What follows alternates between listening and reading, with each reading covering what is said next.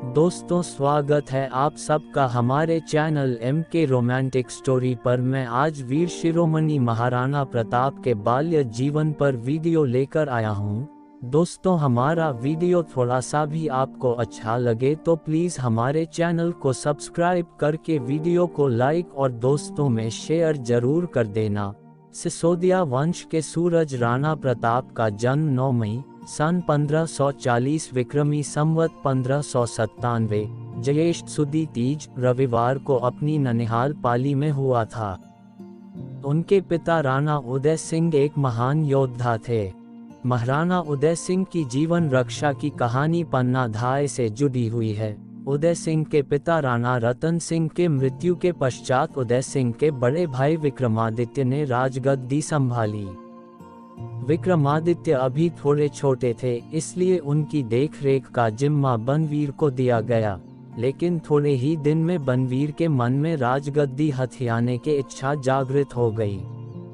उसने कुछ सामंत को अपने में मिला लिया और जो सामंत उनके विरुद्ध गए उनकी हत्या कर दिया। उसके बाद उसने विक्रमादित्य को भी मार डाला और फिर चल दिया मेवाड़ के एकलौते वरिष्ठ उदय सिंह की हत्या करने। उस समय उदय सिंह सो रहे थे और हाथ में नंगी तलवार लिए बनवीर उदय सिंह को मारने आ रहा था। अचानक से महल में हलचल पैदा हो गई और ये समाचार पन्ना धाय तक भी पहुंच गई। उस समय पन्ना धाय ने एक ऐसा बलिदान दिया जो कि इतिहास में आज तक किसी ने न दिया होगा। उन्होंने उदय सिंह और अपने पुत्र में से उदय सिंह को चुना और अपने पुत्र को उदय सिंह के स्थान पर लिटा दिया और उदय सिंह को फूलों की टोकरी में छिपा दिया। जब बनवीर ने पूछा कि उदय सिंह कहाँ है, तो उसने अपने पुत्र को उदय सिंह बता दिया और बनवीर ने पन्ना धाय के सामने उसके पुत्र की हत्या कर दिया।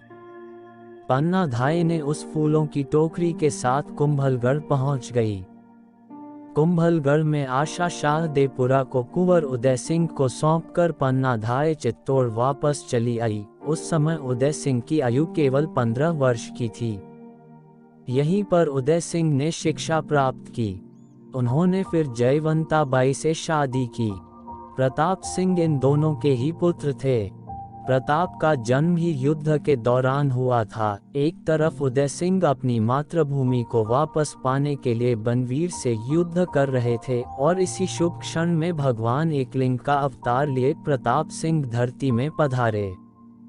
उनके जन्म के उत्सव में 4 चांद तब लग गए जब ये खबर आई कि महाराणा उदय सिंह बलवीर को हरा वापस चित्तौड़ के किला पर अपना आधिपत्य स्थापित कर चुके हैं। प्रताप के जन्म की उत्सव चित्तौड़गढ़ के किला में ही बड़े धूमधाम से मनाया गया। प्रताप के जन्म के 300 साल पहले ही मुसलमान हमारी भारत माता पर अपना अधिकार जमा चुके थे, पर जैसा कि हम सब जानते हैं पूरा भारत कभी भी गुलाम नहीं रहा है।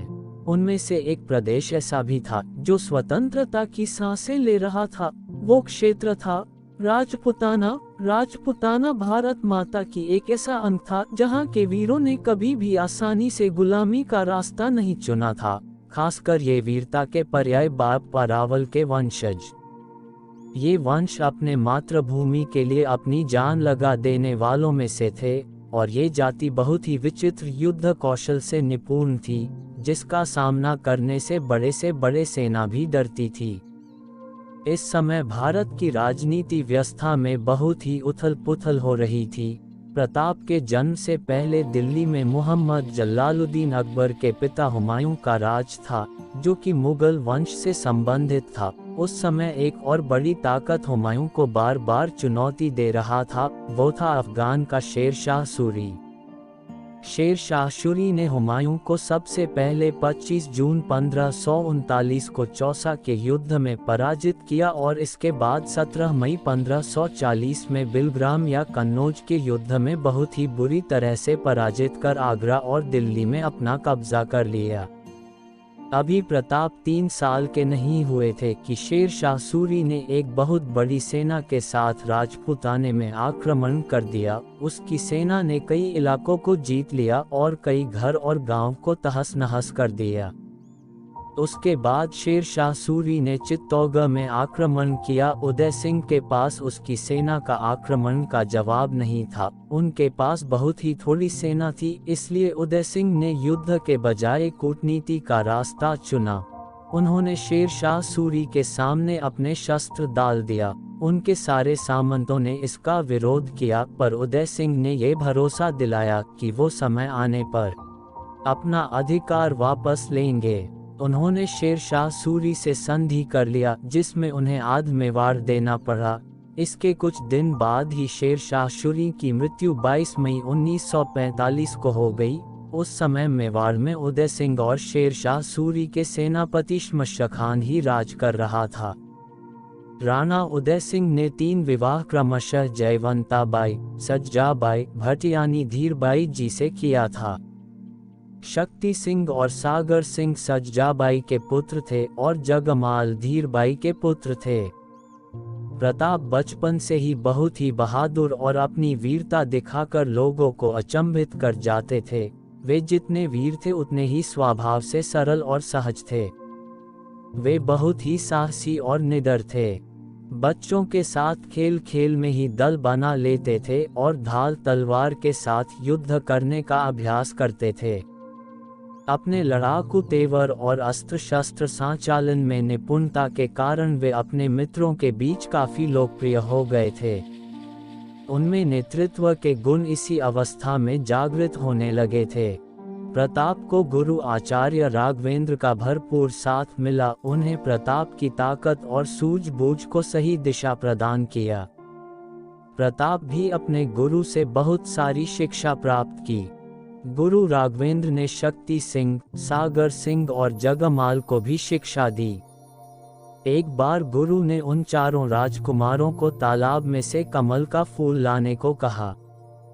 गुरु की आज्ञा पाकर चारों राजकुमार तालाब में कूद गए और एक दूसरे के साथ पहले फूल लाने के लिए होड़ करने लगे कि अचानक बीच में ही जगमाल थक गए और डूबने लगे। तब प्रताप आगे बढ़कर जगमाल की मदद किए। तब तक इधर शक्ति सिंह कमल लेकर गुरुजी के पास पहुंच गए और कहने लगे, मैंने सबसे पहले कमल का फूल लेके आया हूँ। गुरुजी बोले, प्रताप तुम्हारे आगे था, पर वो अपने भाई को मदद करने के कारण पहले नहीं पहुंच सका। शक्ति सिंह का सारा हर्ष क्षण भर में ही गुम हो गया। अब गुरुजी ने कहा कि अब मुझे देखना है कि तुम में से सबसे अच्छा घुड़सवार कौन है। ये घोड़े लो और उस टीले में जो सबसे पहले आएगा वही विजयी रहेगा। दौड़ शुरू होने से पहले ही जगमाल ने अपने हाथ खड़े कर लिए और कहा, मैं नहीं जाऊंगा उस टीले तक, मैं थक चुका हूँ। गुरुजी ने जगमाल के मुख में विलासिता की भावना को परख लिया था, इसलिए उन्होंने कहा कि कोई बात नहीं जगमाल, मेरे साथ ही रहेगा, तुम लोग जाओ। प्रताप सबसे पहले उस टीले से लौट आए। उसके बाद शक्ति सिंह और सागर सिंह सबसे आखिरी में आया। गुरुजी ने प्रताप की बहुत तारीफ की। इस पर शक्ति सिंह जलभुन गया। शक्ति सिंह भी प्रताप की तरह ही बहुत साहसी था, पर प्रताप से तुलना होने पर वो हर बार हार जाता था, जो कि उसे पसंद नहीं था। एक बार जंगल में गुरुजी चारों राजकुमार को कुछ शिक्षा दे रहे थे कि तभी एक बाघ ने शक्ति सिंह को पीछे से झपटने के लिए आगे बढ़ा। शक्ति सिंह डर से हिल भी न पाया था। गुरुवर कुछ कर पाते कि प्रताप ने सामने रखा भाला बाघ के सीने में डाल दिया। बाघ वही गिर पड़ा। तब शक्ति सिंह के जान में जान आई। शक्ति सिंह ने प्रताप का धन्यवाद किया और गुरुजी ने भी प्रताप की बहुत प्रशंसा की। इस तरह से प्रताप की शिक्षा पूरी हुई। राणा उदय सिंह जब भी प्रताप को देखते थे वो हर्ष उल्लास से भर जाते थे। राणा उदय सिंह को विश्वास था कि उनके बाद मेवाड़ का भविष्य एक सुरक्षित हाथों में जाने वाला है। इसी सोच के साथ लगातार उदय सिंह गुप्त रूप से अपनी सेना को एकजुट करने में लग गए। लगभग 10 साल के लंबे समय के बाद उदय सिंह ने अफगानों में आक्रमण करने का निर्णय लिया। वे अपने सभी राजकुमारों को किसी सुरक्षित स्थान में पहले पहुंचा देना चाहते थे, पर प्रताप, जो कि अभी केवल 13 साल के ही थे, किसी तरह उनको युद्ध की खबर हो गई। वो इस युद्ध से कैसे अनछुए रह सकते हैं? इसलिए अपने पिता के आज्ञा के बगैर उस युद्ध में कूद गए। थोड़े ही समय में युद्ध शुरू हो गया और प्रताप इतनी कम उम्र में ही अपनी प्रतिभा की चमक चारों ओर बिखेरने लगे थे। इस युद्ध में कई राजपूत सिपाहियों ने प्रताप का भरपूर साथ दिए। बहुत ही मुश्किल से किसी तरह इस युद्ध में राणा उदय सिंह विजयी रहे। जब उन्हें पता चला कि प्रताप भी इस युद्ध में सम्मिलित थे, उनकी आंखें आंसुओं से नम हो गई और उन्होंने प्रताप को गले लगा लिया। अब संपूर्ण मेवाड़ में उदय सिंह का राज था। इस तरह से प्रताप सिंह की ख्याति पूरे राजपूताने में फैलने लगी। मेवाड़ की प्रजा प्रताप के स्वभाव से अत्यंत प्रसन्न रहती, क्योंकि कभी कभी प्रताप तो उनकी मदद करने में इतने खो जाते थे कि वे भूल जाते थे कि वो एक राजकुमार है। और इस तरह प्रताप अपने वीरता की गाथा को बिखरते हुए बड़े होने लगे। दोस्तों, आपको मेरी यह वीडियो कैसी लगी? आप अपने कमेंट्स के द्वारा हमें जरूर बताएं। ये वीडियो आपको अच्छी लगी है तो प्लीज़ लाइक और दोस्तों में शेयर जरूर करें। ऐसी ही और वीडियो देखने के लिए हमारे चैनल को सब्सक्राइब कर लें। थैंक्स।